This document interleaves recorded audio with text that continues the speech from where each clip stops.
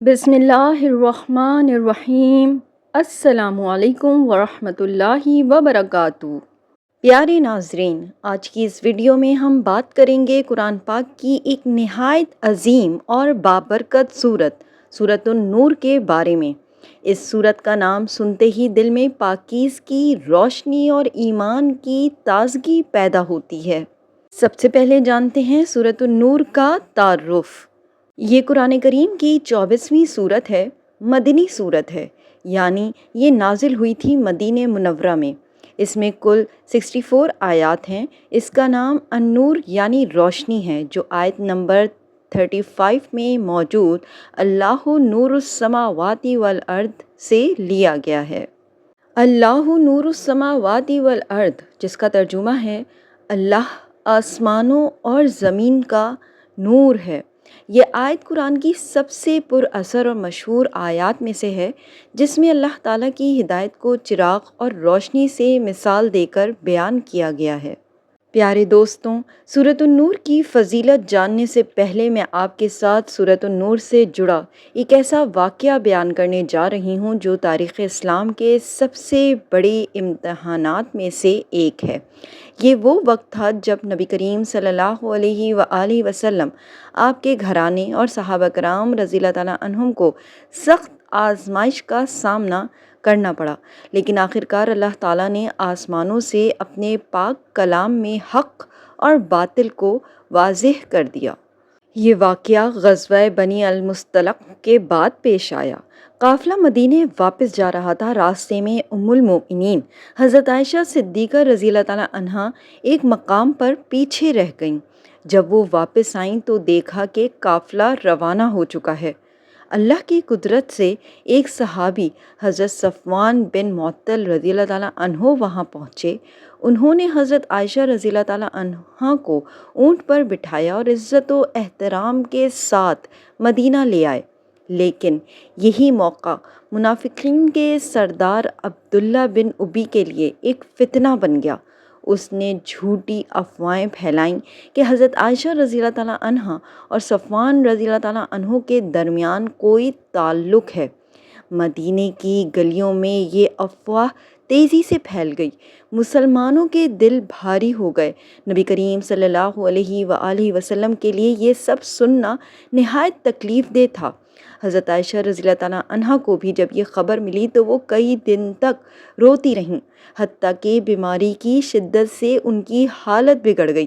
یہ وہ لمحہ تھا جب ایک نیک گھرانے کی عزت کو نشانہ بنایا جا رہا تھا۔ چند ہفتوں کے بعد اللہ تعالیٰ نے اپنے کلام میں حضرت عائشہ رضی اللہ تعالیٰ عنہا کی پاک دامنی کا اعلان فرمایا۔ سورۃ النور کی آیات 11 تا 20 نازل ہوئیں۔ یقیناً جن لوگوں نے یہ بہتان باندھا وہ تم ہی میں سے ایک جماعت ہے۔ تم اسے اپنے لیے برا نہ سمجھو، بلکہ یہ تمہارے لیے بہتر ہے۔ ان آیات کے ذریعے حضرت عائشہ رضی اللہ تعالیٰ عنہا کی پاک دامنی ہمیشہ کے لیے قرآن میں محفوظ ہو گئی۔ تہمت لگانے والوں پر سخت وعید کی گئی۔ مؤمنین کو یہ سبق دیا گیا کہ افواہ سنتے ہی زبان پر نہ لائیں، بلکہ پہلے تحقیق کریں۔ اس واقعے سے نتیجہ اور سبق کیا حاصل ہوا، آئیے جانتے ہیں۔ اس واقعے نے ہمیں یہ سبق دیا کہ پاک دامن پر الزام لگانا کتنا بڑا جرم ہے۔ افواہوں کو آگے بڑھانا ایمان کے خلاف ہے۔ اللہ تعالیٰ اپنے نیک بندوں کی عزت کی حفاظت کرتا ہے۔ سورۃ النور ہمیں یہ سکھاتی ہے کہ نگاہوں، زبان اور دل کو پاک رکھیں، ورنہ دنیا اور آخرت میں سخت عذاب ہے۔ یہ واقعہ تاریخ میں ہمیشہ یاد رکھا جائے گا کہ اللہ نے اپنی قدرت سے حضرت عائشہ رضی اللہ تعالیٰ عنہا کی عزت کو آسمانوں سے محفوظ کیا، اور یہ اعلان قیامت تک کے لیے قرآن میں باقی رہے گا۔ اللہ ہمیں سورۃ النور کے پیغام پر عمل کرنے کی توفیق دے، آمین۔ آئیے اب جانتے ہیں سورۃ النور کی فضیلت کیا ہے۔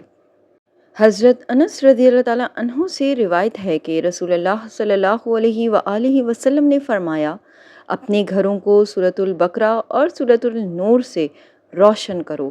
اس سورت کی تلاوت گھروں میں نور، سکون اور برکت لاتی ہے۔ یہ سورت گناہوں سے بچنے اور پاکیزگی اختیار کرنے کا بہترین ذریعہ ہے۔ آئیے اب سورۃ النور کے حوالے سے بزرگان دین کی تعلیمات میں جو وظائف بتائے گئے ہیں وہ جانتے ہیں۔ سب سے پہلے صحابہ کرام رضی اللہ تعالیٰ عنہم کی تعلیمات میں حضرت عمر فاروق رضی اللہ تعالیٰ فرمایا کرتے تھے، اپنے گھروں کو سورۃ النور اور سورۃ البقرہ سے روشن کرو، کیونکہ یہ دونوں شیطان کو بھگاتی ہیں اور اہل خانہ کے دلوں کو نورانی کرتی ہیں۔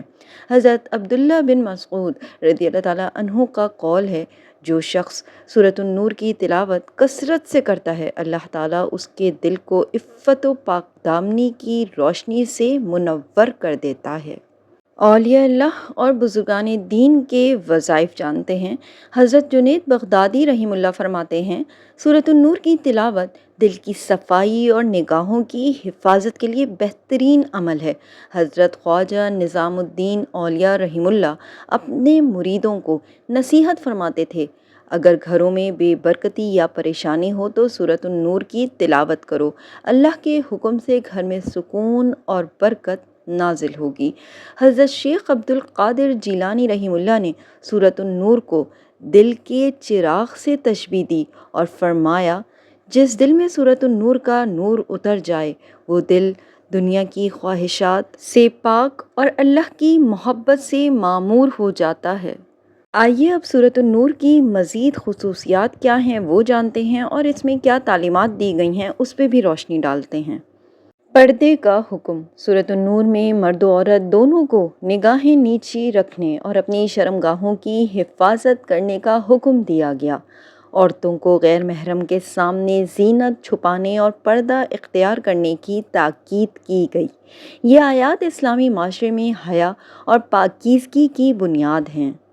گھروں میں داخل ہونے کا ادب۔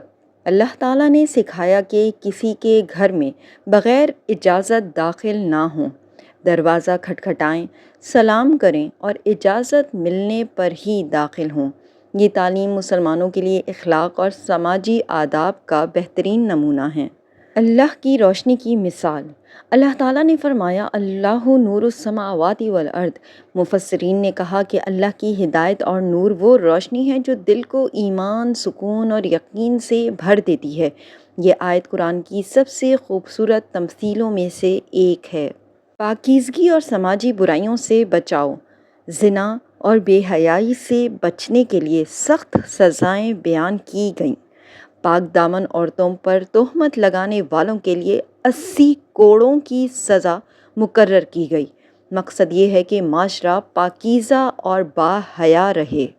ایمان والوں کے گھروں کی تعریف۔ سورۃ النور میں ان گھروں کی تعریف کی گئی جہاں اللہ کا ذکر ہوتا ہے اور جہاں صبح و شام قرآن کی تلاوت اور نماز ادا کی جاتی ہے۔ ایسے گھر فرشتوں کے لیے نورانی اور شیطان کے لیے اجنبی جگہ بن جاتے ہیں۔ بزرگان دین کا قول جانتے ہیں۔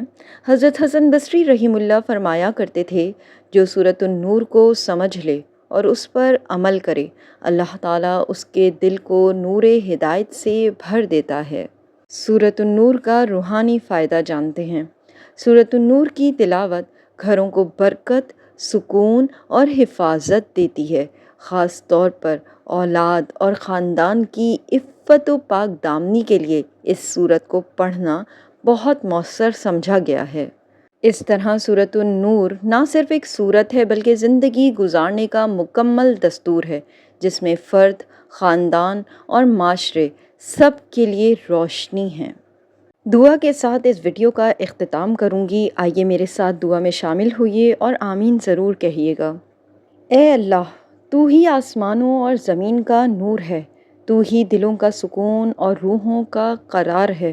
ہمیں سورۃ النور کے ذریعے دلوں میں نور عطا فرما، ہمارے سینوں کو ایمان کے نور سے منور کر دے، ہمارے گھروں، نسلوں، اولادوں اور رزق میں نور برسا دے۔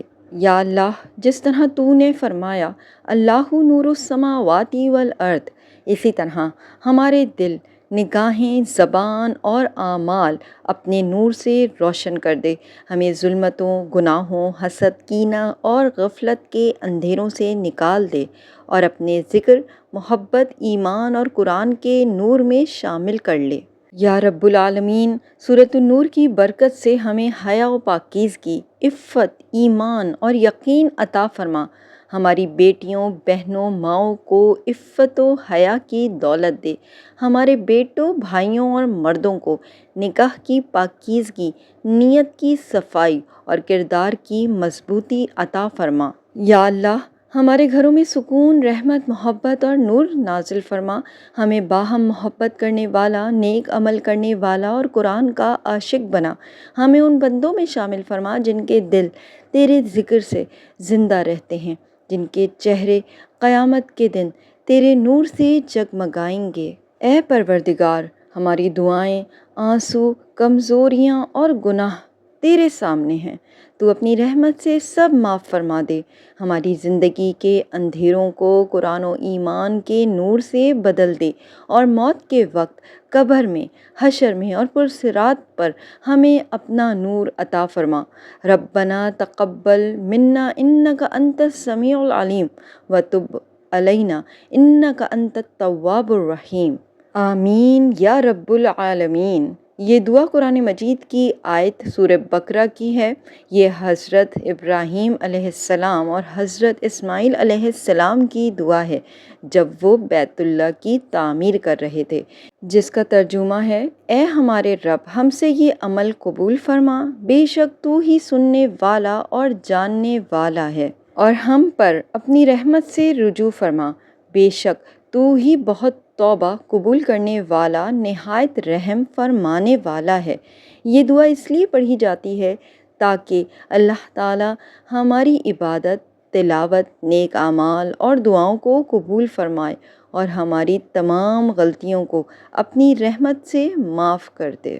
ہماری حوصلہ افزائی کے لیے ویڈیو کو لائک کرنا نہ بھولیے۔ مزید اسلامی ویڈیوز کے لیے چینل کو سبسکرائب کیجیے اور بیل آئیکن کو بھی پریس کیجیے تاکہ ہر نئی ویڈیو فوراً آپ تک پہنچے۔ اور اس ویڈیو کو اپنے پیاروں کے ساتھ ضرور شیئر کیجیے تاکہ وہ بھی اس علم سے فائدہ اٹھا سکیں۔ جزاک اللہ۔